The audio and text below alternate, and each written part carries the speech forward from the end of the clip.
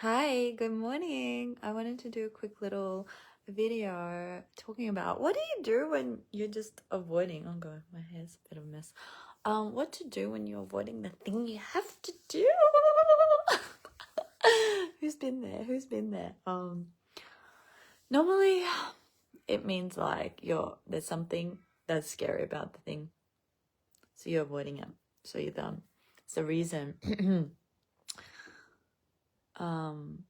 like that you're scared that something will happen if you do the thing, or something won't happen, big change, evolution, and people just procrastinate.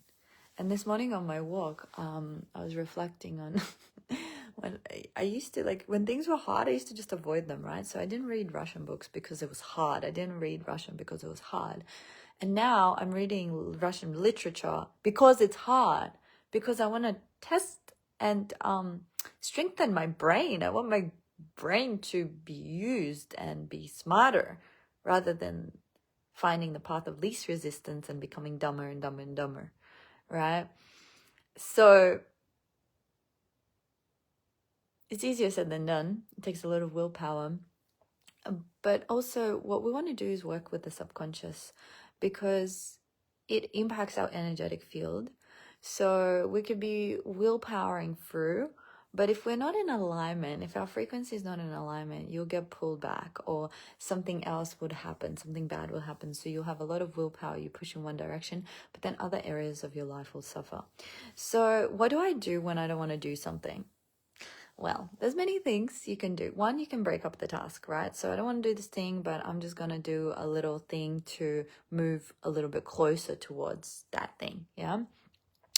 The other thing that I like to do is change my state. Yeah, so I'm feeling like, don't want to do it. I go for a run, I go for a dance, I have a pleasure practice, I have a shower, I have an ice bath, I just shift my energy.